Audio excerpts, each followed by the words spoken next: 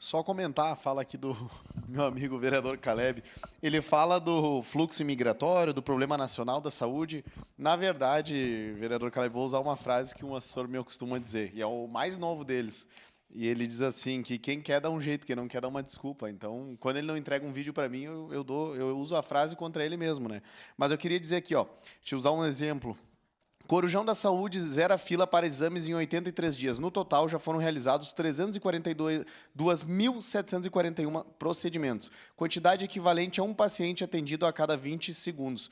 Na verdade, eles reuniram uma série lá de recursos, né, tanto com a parceria com a iniciativa privada como questão pública, e o João Dória, que eu não gosto dele, mas eu sempre cito esse exemplo dele, eles reuniram recursos e colocaram nos horários que os hospitais estavam liberados, fizeram um mutirão ali, um corujão da saúde, mas um grande mutirão envolvendo os hospitais da região inteira, médicos, Ministério Público, todo mundo, né, empenhados na causa para zerar as filas. Então, vereadora Daiane, quando o pessoal quer, eles dão um jeito. A gente não vê essa movimentação aqui, não vejo mutirão, não vejo reunião, até porque eu não fui chamado. Eu sou vereador nessa casa, não fui chamado. Se estão fazendo no subsolo ou escondidos, então, essas reuniões. Porque eu não vi essa movimentação. Então, enquanto não tiver essa movimentação aqui, a gente vai continuar cobrando. E eu não estou pegando pesado ao ponto de botar no telão as pessoas que vão perder a vida pela demora no leito, ou, né, de arrumar um leito, ou estão morrendo nas UPAs aí. Eu não estou fazendo isso ainda. Mas se precisar, a gente vai começar a colocar no telão. Eu sei que vocês defendem o governo,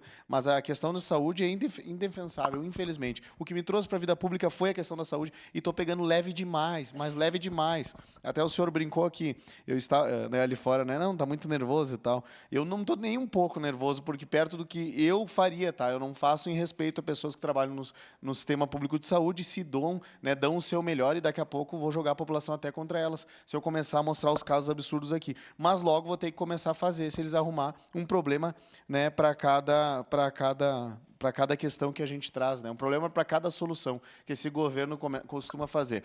E ainda não cheguei também, né? A gente estava comentando aí, o vereador capitão aqui, a Secretaria de Trânsito também, a gente tem as demandas lá, o pessoal não responde, não faz. Então, aqui a gente vem e parece que fica complicado a nossa parte aqui, daí parece que a gente está errado, vereador capitão Ramon. Mas também, a gente só quer que a cidade funcione, é só isso. A gente veio aqui desabafar, mas é mais para a cidade funcionar. Seria isso. Obrigado, vereador.